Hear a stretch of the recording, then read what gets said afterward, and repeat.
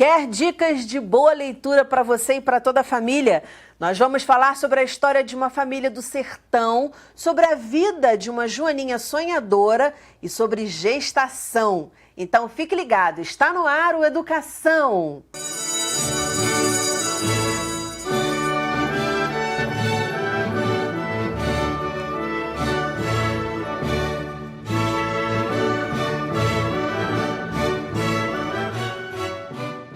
Meus convidados são o diretor de escola da Rede Municipal de Ensino do Rio de Janeiro, Humberto Rodrigo dos Santos Ribeiro, a professora de língua portuguesa do Centro Educacional da Lagoa, Alessandra Castro, e a professora contadora de histórias, escritora Elisângela Medeiros da Silva. Muito bem-vindos ao programa.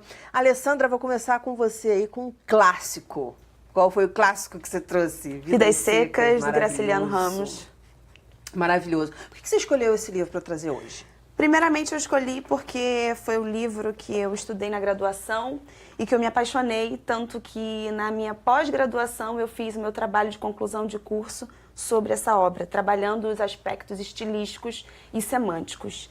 Além disso, ele vai ser cobrado agora na redação da UERJ, né? Vai ser o livro que será avaliado pela banca e os alunos terão que fazer uma dissertação sobre ele. E, além disso, ele traz uma carga muito expressiva, crítica social, filosófica. Então, ele dá para a gente trazer e estudar bastantes aspectos, tanto gramaticais, como lexicais, semânticos, estilísticos. Ele é um livro muito rico, né? Mas vamos falar assim, pessoal, prazer de ler, né? Porque a gente sabe que o brasileiro lê pouco. Mas quantos livros você leu? Então vamos falar da questão mais da mensagem e da história. Em que essa história te toca? Faz um resumo. O Fabiano, né, e a Vitória são os personagens principais desse livro. E eles têm uma carga expressiva muito grande. Primeiro porque o Fabiano, ele é animalizado, né? E assim, a Vitória é vista como aqui tem o miolo da família, porque ela consegue... A mulher dele. Ela consegue perceber que o patrão começou a roubá-lo. E ela é considerada... na verdade, ela é uma marca da figura feminina nordestina, né? Ela é a que traz a força para a família, a que busca a família, a que quer levar a família para frente. E o Fabiano também, ele é uma marca do nordestino, né? Daquele que é inferiorizado, daquele que é visto como um bicho, daquele que é triste porque não tem uma figura na sociedade. Ele busca essa figura, mas não consegue. Então, e tem a questão toda da educação também, que a gente já cansa de falar aqui, que o objetivo principal da educação é a humanização. Com certeza. E aí, se você não tem acesso a ela, como é que fica a sua vida? Então, mostra bastante isso, a obra. Ele é uma crítica, né, à sociedade, na verdade, porque se a gente não tem uma sociedade humanitária que olha para o outro, a gente não tem uma sociedade democrática e que atende às necessidades de todo mundo.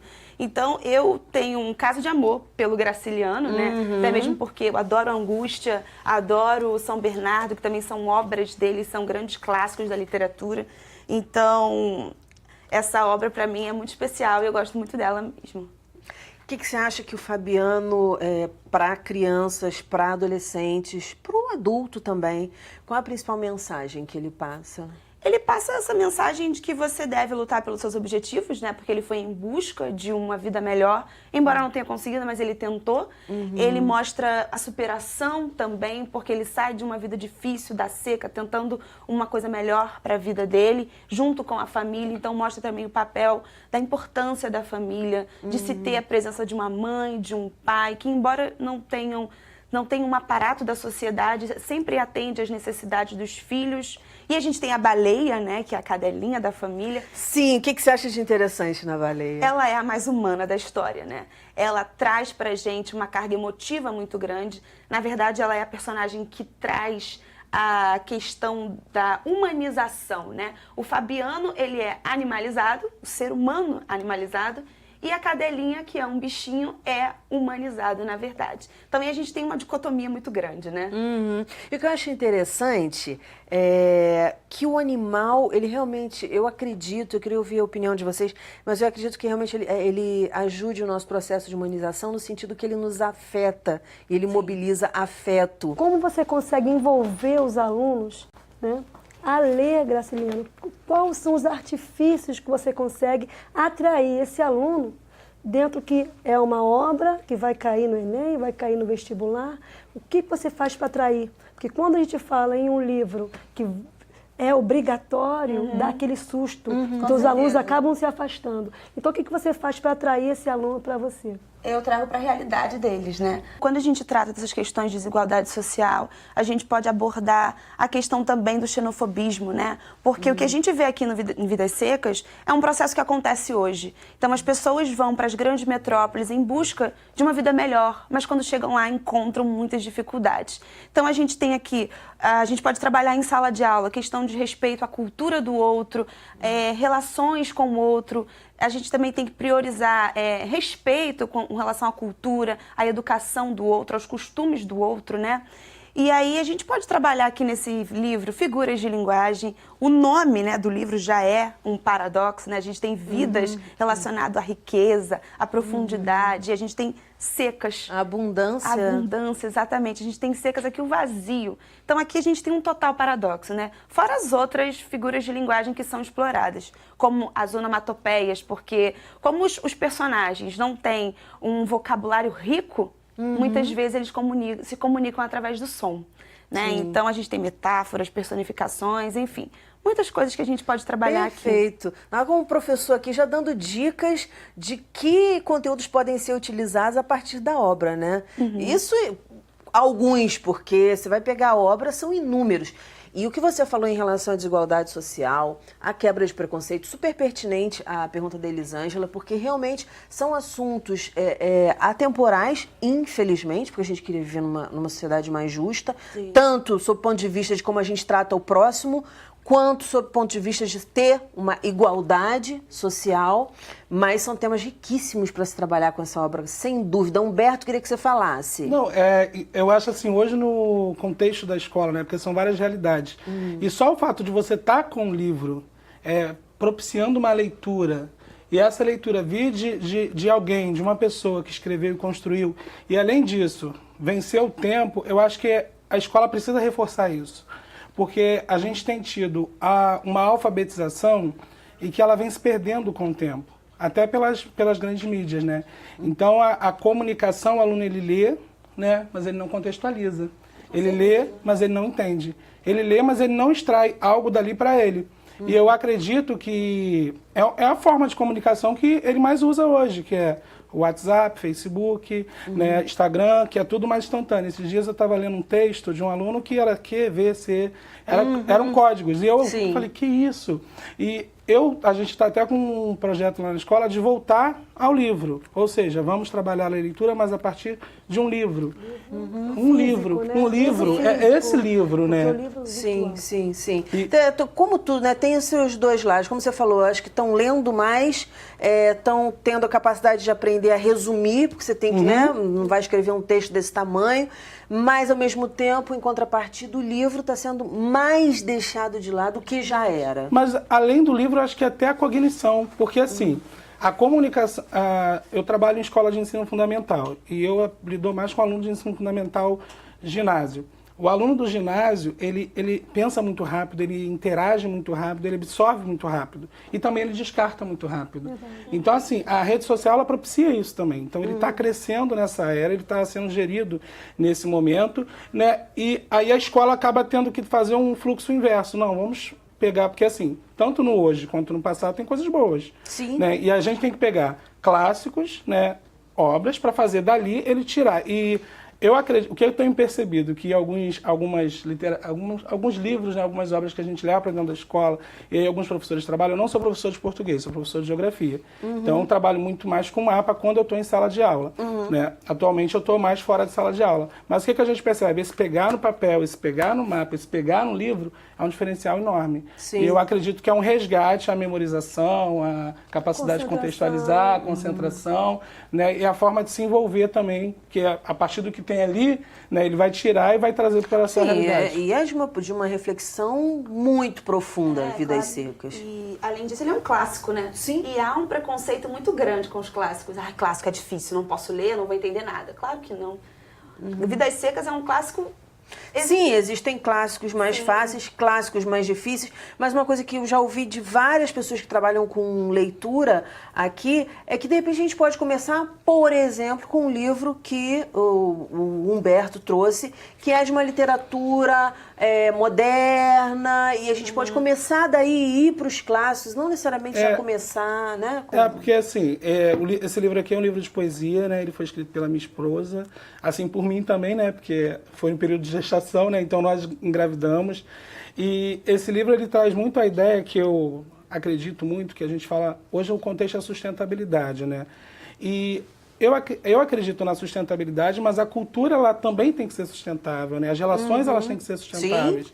Nós fazemos parte da natureza. As pessoas acham que é o homem aqui e a natureza lá. Não, nós somos a natureza. Somos o ecossistema. Isso aí. E aí quando a gente... O que eu entendo? Que todo o indivíduo ele precisa se enxergar como um agente de cultura, como um produtor de cultura, não só como consumidor. E com o público que a gente costuma trabalhar, eu acho que aqui nós temos 3 realidades diferentes, né? E cada escola é um mundo, né? A verdade é isso. Então, eu entendo que quando o aluno ele percebe, por exemplo, ele tem uma professora que escreve, quando o aluno ele percebe que ele tem uma professora que lê, quando ele percebe que, ou seja, então logo ele também é capaz. Então, e ele se espelha, né? Ele se espelha. E aí é onde a gente pega pelo aluno naquilo que mais está na realidade dele. Por exemplo, de repente ele vai se espantar em ler um clássico. Mas ele não vai se espantar em ler uma poesia, um trecho de uma poesia. Que as pessoas acham, desde que ele começou a falar, ele falou assim, coisas super interessantes. Eu pesquei 2 que eu falei, vou falar disso. Que é Nós Engravidamos, muito bacana, porque é um processo do casal. E a questão da poesia, a gente já discutiu isso aqui no Educação várias vezes, que... As pessoas falam, mas a gente não gosta de poesia, mas criança adora poesia. Onde é que isso se perde, né? Isso vai se perdendo, porque você vai conversar com a maioria dos adultos, muitos pelo menos, os que eu conheço, falam assim, poesia, eu gosto de escrever poesia. Poesia? Mas como eu não entendo nada de poesia. Vocês dizem que não entendem. Com poesia você tivesse que entender muito, assim, não, né? Com a palavra, Humberto. Como é que tem sido a receptividade das crianças? Para que faixa etária que você diria? Esse aqui é uma faixa etária mais para ensino médio adulto. Ensino médio adulto. Então, aí já pega Já não é o ensino fundamental. Exato. Mas quando, assim, dentro da escola, por exemplo, esse aqui deu origem a outro livro que é Iriadobá, que a minha esposa, a partir daqui, ela criou uma poesia que é o Ei Mulher, fez uma peça que rodou o Rio, né? Olha que legal. Até saiu pela região metropolitana. E depois ela foi como chegar no feminino, porque a ideia dela partiu para o feminino. Então ela está no processo de mestrado dela falando sobre o feminino. E o feminino, ele não é só o feminino, ele é um feminino da sociedade brasileira, porque envolve tanto homens quanto mulheres pensar e refletir esse feminino. Perfeito. Então, assim, o que eu acredito é, quando a arte, a arte na educação, ela é para aproximar o indivíduo, aproximar o ser humano, né? E dar um senso de realidade a ele.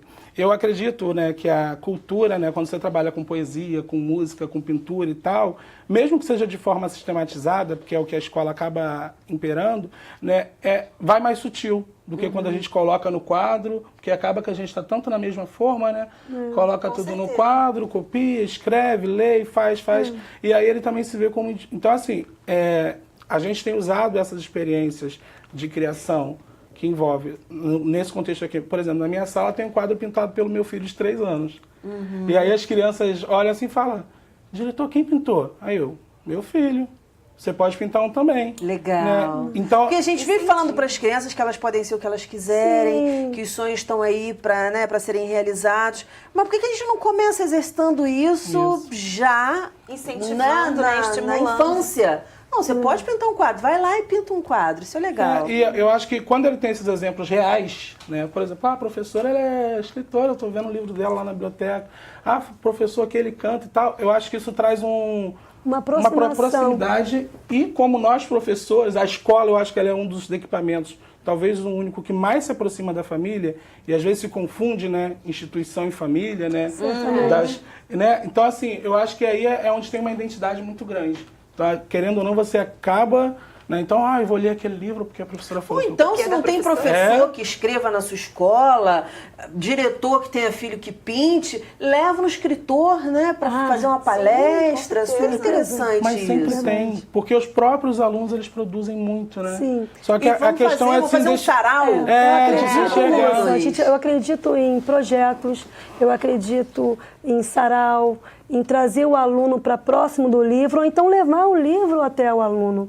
E o que você falou, né? Eu visito escolas, faço palestras, faço contação de histórias, e você vê o olhinho das crianças brilhando e querendo te abraçar, isso é muito gratificante. E o livro, a poesia, um sarau, uma música, faz com que a criança desperte, né, o tipo de inteligência, as múltiplas inteligências, porque ela não vai poder ser boa só em matemática ou no futebol, ela pode ser boa também escrevendo. Vamos fazer o seguinte, já que você está com a palavra aí, vou pedir para você falar um pouquinho do seu livro, depois entra todo mundo aqui na sopa e vamos falar sobre tudo, tá? Ok. Então vamos lá, mostra aí, qual foi o livro que você trouxe? Esse aqui é o meu Seu livro. É o meu segundo livro, A Viagem de Aninha Joaninha, né? Então até abordo o que vocês falaram sobre sonho.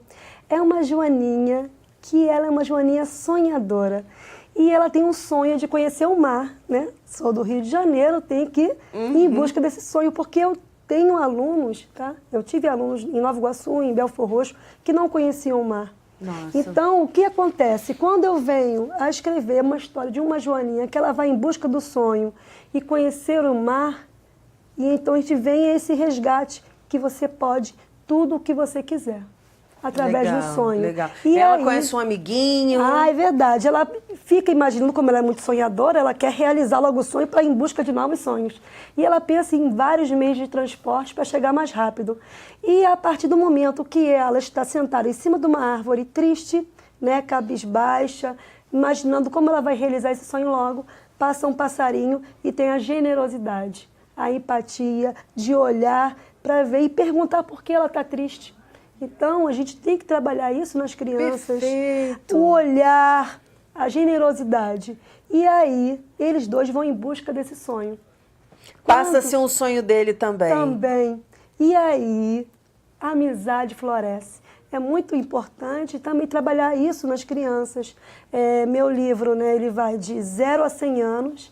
E Ótimo. atrás tem atividades para colorir. E quando eles vão em busca do sonho, ela realiza. E aí vira o contrário. Ela vê o Pedrinho. Então, personagem Aninha Joaninha, Miguel, que é o passarinho, e o Pedrinho, que é o menino que está triste por não ter amigos. Os pais viajam de porto em porto e ele não faz amigos. Então, ela mostra para ele, através dessa nova viagem, em busca de novas praias, que em cada lugar ele pode fazer um amigo diferente. E aí volta a empatia. E quando ele descobre que ele pode ter um mundo de amigos e a tecnologia está aí para aproximar também, ela cumpre a missão e vai em busca de novo sonho, que é conhecer a Amazônia. Mas isso aí É uma outra história. Próximo livro. Gente, eu tô aqui babando, porque assim, o que ocorre aqui no Educação demais, é uma delícia e é uma questão de energia, é física, né? Ciência. Que é tão legal, é tão gostoso, que as obras, sempre acontece isso nos clubes do livro, elas vão se complementando. Sim. Se a gente observar, nós estamos falando sobre uma mesma coisa, sobre a empatia, não é isso? Sobre uma construção de uma família que tem empatia, por isso é família. E a gente está falando sobre desigualdade social, do quanto é importante mobilizar a empatia. E aí vamos falar um pouco disso. Eu queria que vocês falassem da vida de vocês também, porque esse programa aqui a gente fala de livro, a gente fala de história, a gente fala de vida, já que nós somos seres históricos. Em que momento da vida de vocês foi importante uma amizade ou alguém que tivesse uma empatia e que compartilhasse essa questão dos sonhos? Eu achei isso tão lindo na tua história, muito legal. Queria que vocês falassem, contassem um pouquinho isso. Quem começa? Humberto. Quer começar? Humberto tá com cara de... Deixa ela falar, depois tu fala. Vamos lá. Eu tive várias pessoas que me permitiram sonhar, né? Minha mãe, empregada doméstica, meu pai, Antônio Carlos, genial, mas alcoólatra, Morreu aos 42 anos. Super E novo. super novo, praticamente minha idade, eu tenho 41,5. Isso me emociona. Mamãe, por ser empregada doméstica, nunca deixou a gente fazer nada em casa. E ela falava, vocês vão estudar. E vovó falava a mesma coisa. Então, assim, o meu primeiro livro eu homenageio as mulheres da minha vida. São as mulheres que formaram quem eu sou, né? E eu tive outras pessoas que me permitiram sonhar. Minha tia, Zenita, que me deu uma ótima infância.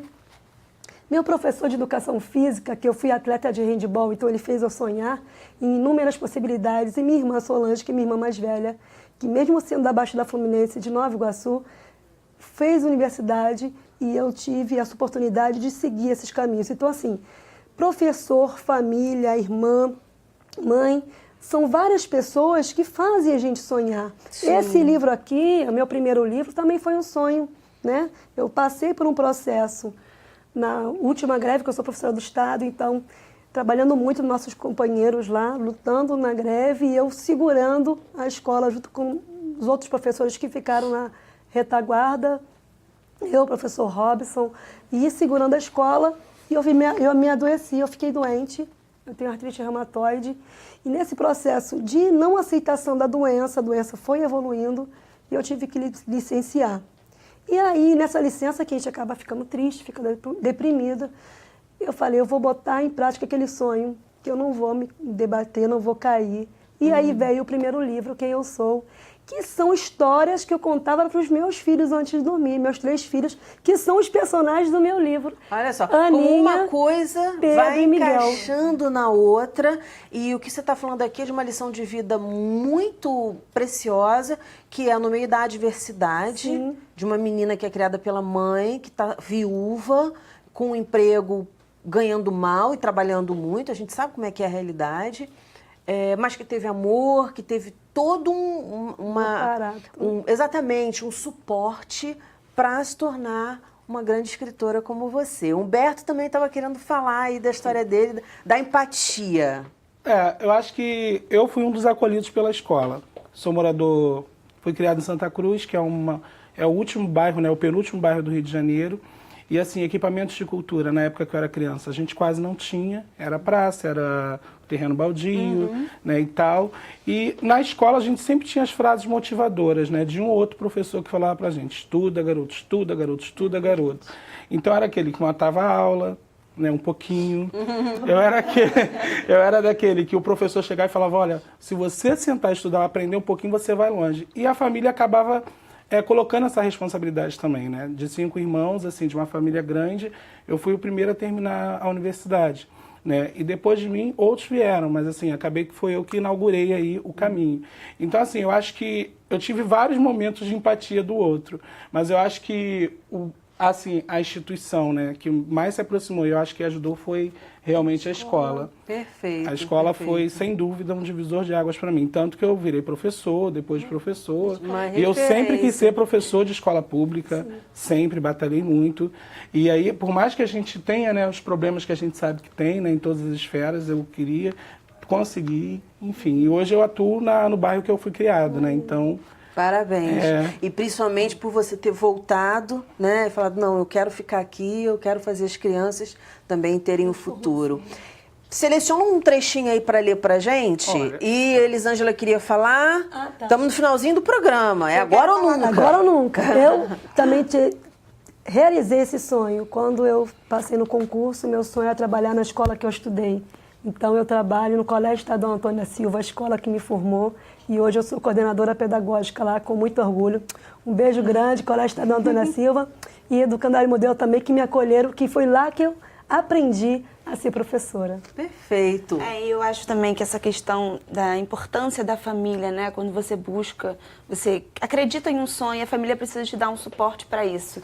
Você estava perguntando, né, qual foi um fator importante para você em busca dos seus sonhos. Acho que os meus pais e a minha irmã tiveram um papel fundamental, porque se a gente não tem, né, o apoio da família, o suporte da família, uma mãe, um pai que digam todos os dias, a educação sempre vai ser a saída para você, você precisa estudar, que sempre está ali junto. Claro que você precisa de um colégio, né, de um suporte. Sim. Mas acho que os pais têm Sim, começa na família. fundamental importância. Não tem né? jeito. É a raiz de tudo.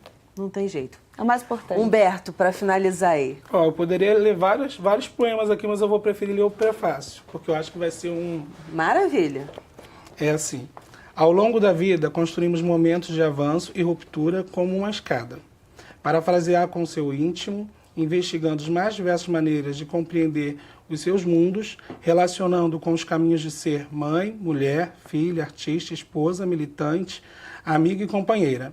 É a síntese o que pretende essa obra poética, exaltando a mulher em suas facetas na turbulência social cotidiana. Tá? Eu escrevi esse trechinho aqui. Perfeito, parabéns. Vocês estão trabalhando poesia com adolescentes / jovens, falando de uma fase importante da vida de um casal, né, que é a fase gestacional. Então, parabéns pelo trabalho. Mostra aí de novo. Elisângela mostra também, capinha de novo. Parabéns. Fala, Elisângela. Elisângela não vai me deixar terminar esse programa hoje. Ai, gente, Fala, desculpa. Elisângela. Só falar duas coisas. Professor, gente, agrega aluno. Quem ilustrou meu livro foi Giovana de Souza, minha aluna de 14 anos. Ih, que barato. E a minha editora, gente, também. Minha editora-chefe já foi minha aluna, Perla de Castro. Então, sou rodeada de alunos. Claro, mostra um pouquinho. Ai, Abre gente, o livro. olha que fofura. Giovana de Quantos Souza. anos? 14. Ano passado eu lancei, hoje ela tem 15. É, legal. E a Perla também, gente. Foi minha aluna, então eu sou rodeada de alunos. Um beijo para meus alunos lindos e maravilhosos. Tá vendo só? Sortuda. Gente, parabéns pelo trabalho de vocês. Voltem sempre. O nosso programa fica por aqui na segunda-feira que vem. Tem muito mais às 9h da noite. Educação, se você não se envolver, não rola. Dias felizes, paz do eu e até lá.